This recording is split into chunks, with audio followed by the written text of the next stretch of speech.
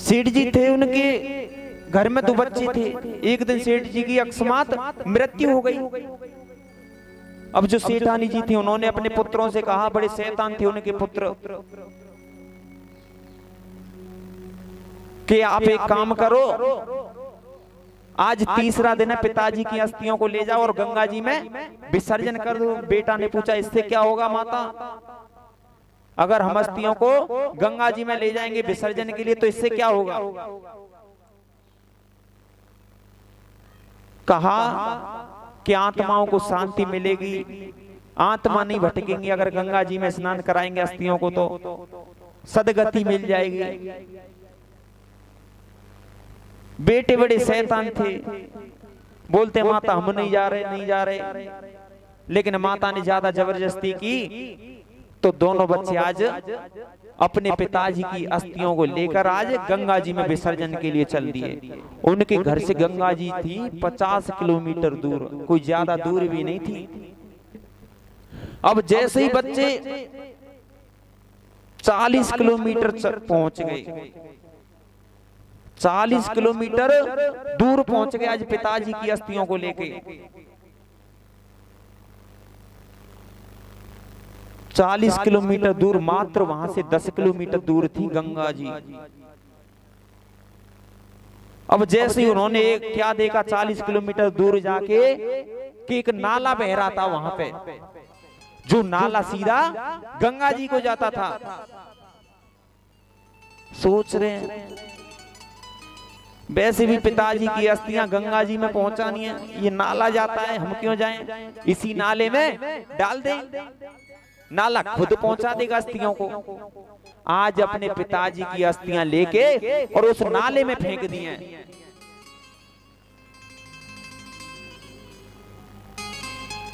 आज नाले में फेंक दी कि ये जो नाला जा रहा है सीधा गंगा जी के लिए जाता है और हमारे पिताजी की अस्थियां पहुंच जाएंगी गंगा जी में। माता के मन की भी पूरी हो जाएगी। वैसे भी माँ ने बोला है गंगा जी को पहुंचा देना।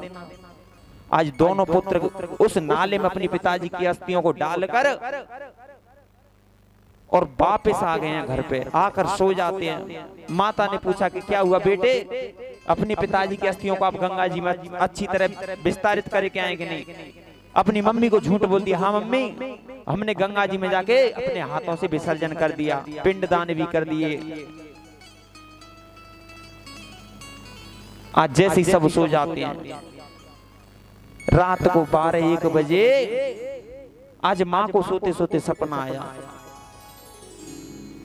सेठ जी आए सपने में और कहने लगे हमारी तुम्हारी परवरिश कितनी बुरी है, हमारी संतान में कितने अवगुण हैं, हमें क्या पता था, हम तो अपने हाथों से कोई शुभ कार्य कराते। हमने इतनी धन दौलत कमाई इन बेटों के लिए कि अगर हम मर जाएंगे तो ये हमारी कम से कम अंतिम संस्कार विधि तो अच्छे से कर सकेंगे, हमारा नाम रोशन करेंगे। लेकिन इनमें क्या संस्कार हैं? आपने जो अस्थियां भेजी थी ना 40 किलोमीटर दूर एक नाले में फेंक के आ गया। आज इतना सपना देके सेठ जी गायब हो गए। जैसे ही माता की आंख खुली, माता ने देखा कि सेठ जी सपने में आए और बोल के गए कि तुम्हारे हमारे पुत्रों ने अस्थियों को नाले में फेंक दिया है। मैया उठी और पुत्रों के पास जाकर बोली बेटा इधर आओ आप। जैसे बेटे बोले माँ क्या बात है, रात में भी नहीं सोने दे रही हो?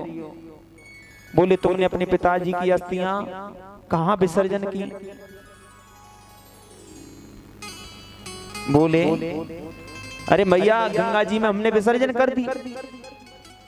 मैया ने कहा तुम झूठ बोल रहे हो ना मेरे से, तुम नाले में फेंक के आए हो, तुमने नाले में डाल दी अपने पिताजी की अस्थियां।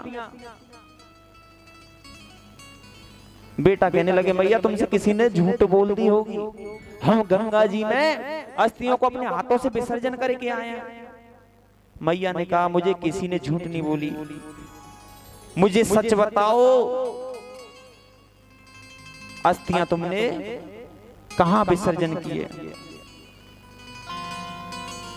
मुझे तुम्हारे पिताजी आए थे आज सपने में, वो बोल के गए कि तुम्हारे पुत्रों ने मेरी अस्थियां एक नाले में विसर्जन कर दिए, नाले में फेंक दिए। बेटे इतने निकम्मे थे, इतने हरामखोर थे। आज माता से क्या बोल रहे हैं पता है? पिताजी भी हमारे कितने बुरे इंसान हैं। 40 किलोमीटर दूर से चल के माता को सपना देने के लिए आ गए, लेकिन 10 किलोमीटर दूर जाके गंगा जी में नहीं गए स्नान करने। 40 किलोमीटर दूर आके मम्मी को तो सपना दे दिया, जाके 10 किलोमीटर दूर स्नान नहीं कर सकते थे क्या? ऐसी संतान है, अपने पिताजी को उल्टा सीधा बोले। नाली में से 40 किलोमीटर दूर से निकल के आ गए घर तक, मम्मी को सपना दे दिया, लेकिन खुद 10 किलोमीटर चले के जाके गंगा जी में स्नान नहीं किया गया पिताजी से। बड़े बेकार है हमारे पिताजी। ऐसी संतान होती हैं, कुछ घर की परवरिश होती हैं।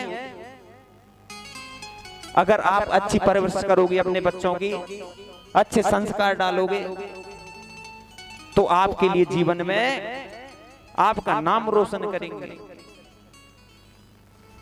संस्कार बोलते हैं बच्चे के, जैसे आप संस्कार दोगे बच्चों में वैसे संस्कार आएंगे।